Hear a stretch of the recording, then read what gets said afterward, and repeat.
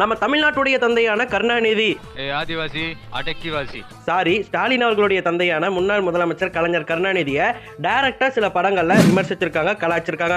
அப்படி அவரை கலாய்ச்ச ஒரு 3 சீன்ஸ் தான் நாம் இந்த வீடியோல பார்க்க போறோம். நம்பர் 1, வேற யாரு, நம்ம இன்னாள் சிஎம் ஆன தளபதி விஜய் அவர்கள் தான் கருணாநிதியை குருவி படத்துல கலாய்ச்சிருப்பாரு. குருவி படம் யார் ப்ரொடியூஸ் பண்ணா அப்படின்னு சொல்லிட்டு எல்லாருக்குமே தெரியும், உதயநிதி அவர்கள் தான்.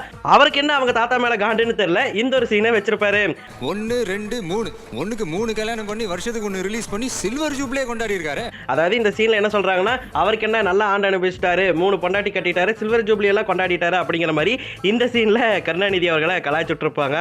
ஏன்னா உண்மை இவங்க எல்லாருக்குமே தெரியும், மனைவி துணைவி இணைவின்னு 3 பொண்டாட்டி வச்சிருந்தாரு கலைஞர் கருணாநிதி அவர்கள். அது மட்டும் இல்லாம அதை வெளிப்படையாகவும் அறிவிச்சிருந்தாரு. அதுக்காக பல விழாக்கள்ல 3 பேரையும் எல்லாம் கூட்டிட்டு வந்ததா சில கதைகள்லாம் இருக்கு. அதை விமர்சிக்கும் விதமாக தான் இந்த ஒரு சீனை வச்சிருக்காங்க. நம்பர் 2, கருணாநிதி அவர்கள் மஞ்சள் கலர் துண்டு போறதுக்கு காரணம் ஜோசியம் அப்படின்னு சொன்னவங்களால நம்ப முடியுதா? என்னடா பேசுற, அவர் மூட நம்பிக்கைக்கு எதிரானவர், பெரியாரை போற்றக்கூடியவர், அவர் எப்படி ஜோசியத்தை நம்புவாரு அப்படின்னு சொல்லிட்டு கேட்டீங்கன்னா, நம்பி இருக்காரு. ஜோசியக்காரர்கள் சொல்லிதான் மஞ்சள் கலர் துண்டை போடுறதுக்கே ஸ்டார்ட் பண்ணியிருக்காரு கலைஞர் கருணாநிதி அவர்கள். இதனால அன்னைக்கு நிறைய பேர் அவரை விமர்சிச்சிருந்தாங்க. அதுல மணிவண்ணனும் ஒருத்தர்.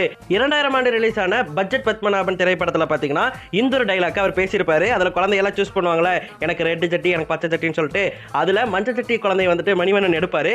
அப்ப இந்த டைலாக் சொல்லியிருப்பாரு. மஞ்சள் சட்டியை நான் எடுத்துக்கிறேன், இப்பதான் மஞ்சள் கலர் ராசின்னு சொல்லிட்டு எல்லாரும் தோல்லையே போட்டுக்கிறாங்களே.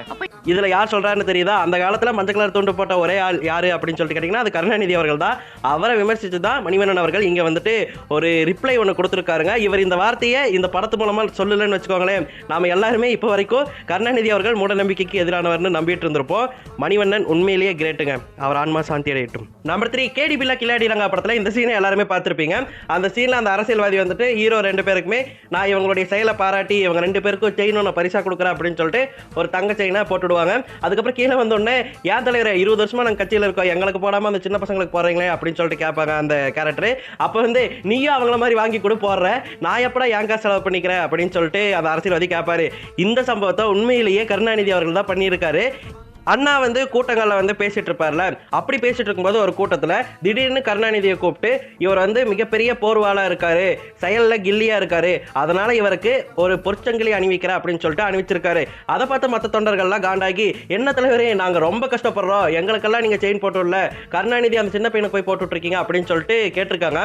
அதுக்கு அண்ணா தான் சொல்லியிருக்காரு, நான் எப்பப்பா என் காசுல போட்டிருக்கேன், என்கிட்ட காசே இல்லை, கருணாநிதி தான் போட சொல்லி கேட்டா நானும் போட்டுவிட்டேன் அப்படின்னு சொல்லிட்டு அண்ணா சொல்லியிருக்காரு. இப்படி ஒரு கதை நடந்ததா சொல்றாங்க. இது உண்மையா இல்லையா அப்படின்னு சொல்லிட்டு எனக்கு தெரியல.